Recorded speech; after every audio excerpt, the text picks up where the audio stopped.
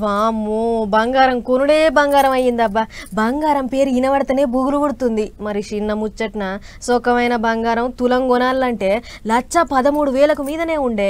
ఇసొంటి యాళ్ళ బంగారం కొనుడు కాదు కదా, దుఃఖంకెళ్ళి కూడా చూడలేరు మనసొంటి మామూలోళ్ళు. ఇక బంగారం కొనుడు మనతో అయ్యే పని కాదు, కానీ ఇంత బంగారం దొరికితే బాగుండు అని అనుకుంటారు చాలా మంది. ఇసొంటి రోజులల్లా దొరికిన బంగారాన్ని కూడా వెనకకిచ్చిండు ఏ అన్న. బంగారం కొనుడే బంగారం అయిన ఈ రోజులలో దొరికిన బంగారం సొమ్ముల్ని పోగొట్టుకున్న వాళ్ళకి ఇచ్చిండు ఒక అన్న. మళ్ళీ ఎక్కడో కాదుల్లో మన హైదరాబాద్ పట్టణంలో ఉన్న పాత బస్తీలనే షెయి సంచి అదే బ్యాగ్లో 12 తులాల సొమ్ములు పెట్టుకొని వచ్చింది అటకి ఈ ఫోటోలో కనపడేటి అక్క.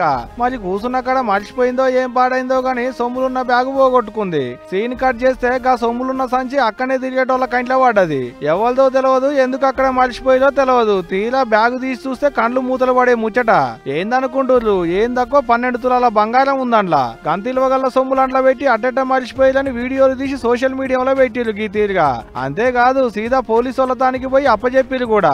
మళ్ళా కొద్ది సొమ్ము కూడా కాదాయే, ఎవరికి పడితే వాళ్ళకి ఇయ్యలేదు కదా పోలీసు వాళ్ళు సుతా.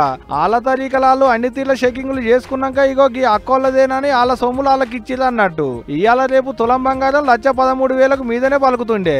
అంత సొమ్ము దొరికినా ఆశపడకుండా పోగొట్టుకున్న వాళ్ళకి ఇచ్చేటోళ్లకు మస్తు తారీఫ్ చేస్తున్నారు పోలీసు వాళ్ళు. అవు మరి పోయిన సొమ్ము దొరికడం అంటే చిన్న ముచ్చట్నా చెప్పురి. బాడెం పడిపోతుంటే పావుల దొరికితేనే పక్కనున్నోనికి గాని రాకుండా కమాయించే రోజులు ఇవి. అసవంటిది గంత సొమ్ము దొరికినా పోగొట్టుకున్న వాళ్ళకి ఇచ్చిందంటే వాళ్ళను తారీఫ్ చేయాల్సిందే మరి.